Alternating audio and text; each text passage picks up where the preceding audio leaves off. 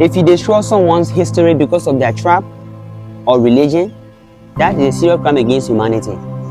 Today we are gathered here to reawaken the dying history of a man who most of you in the 21st century know nothing about. Sorry to say, but he is not just a man, but a king, a mighty warrior king who left a significant impact on the history of Liberia. Well, his name is King Saobosso Kamara. Does the name sound familiar? Have you heard of him before? Of course not, but even if you do, your knowledge of him will be very limited because our historian reduced his history into a single page. You only told about his parent name, not what he did. But today, I'm going to change just that by giving you a brief history of King Saobosso Kamara. Long ago, in the present-day Gbapolu, where violence and atrocities spread like wildfire, to kill and rape was seen as entertainment. The land was ruled by a greedy and wicked leader called Bokai, who took advantage of his power and killed innocent people. Villages were oppressed, families were torn apart, and the people of the land lived in the shadow of his tyranny. And for years, no one dared to challenge him. Until one day, the news finally reached the young King Saobosso Kamara. Although at a very young age, he summoned his warrior from the mountain, from the deepest forest, from the valley, and spear was sharpened like the claws of eagle, and they headed to Bokai town for a battle. With determination, King Saobosso and his warrior marched to Gbapolu and defeated Bokai, and then became king of Gbapolu. The victory of King Saobosso Kamara restored peace on the land.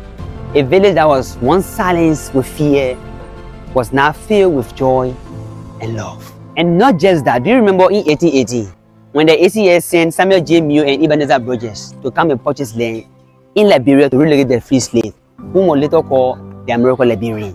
Do you remember? Good. You see, when they arrived in Liberia, it wasn't that easy. Peace didn't just prevail. There was a tension between the native and the Americo-Liberian. The native feared losing control of their land to the Americo-Liberian, so they gathered in anger, choosing violence over peace to reclaim their land from the Americo-Liberian. They attacked and forcing them to leave. At that critical moment, King Saobosso Kamara stepped out. One other chief and warrior saw as a conflict.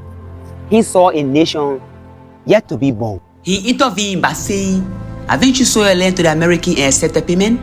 You should bear the consequences and let the Americans have their land. Whosoever is not satisfied with my decision, tell me and so I'll cut off your head." Like what I did to King George on my last visit on the coast. King Saobosso wasn't just a king among men. He was a ruler whose presence demands silence, whose decision could change the destiny of a nation. And the native knew the strength he possessed. They knew his reputation and the justice behind his words. When he spoke, it was not simply a command. It was a voice of leadership, discipline, and order. And just like that, peace reigned in Liberia. The native and the Americo-Liberian reconciled. And after a few years, Liberia was recognized as a country. Despite the role King Saobosso Kamara played in shaping the history of Liberia, Liberia refused to honor him. Seriously, his story is not being taught in school. There is no tangible record of him. No honor at all. Yeah, let me not forget, they actually named a place in honor of him. A street, King Saobosso Street. But now the street has been transformed from King Saobosso Street to Front Street. Why? Let us not forget a king who fought for his people, defended peace, and shaped the destiny of Liberia. King Saobosso Kamara needs not just our memory, but our respect, gratitude, and recognition. So it is time. I urge you all to join me in this revolution of restoring King Saobosso Kamara's name. It is time to do the rightful thing. Peace. Peace.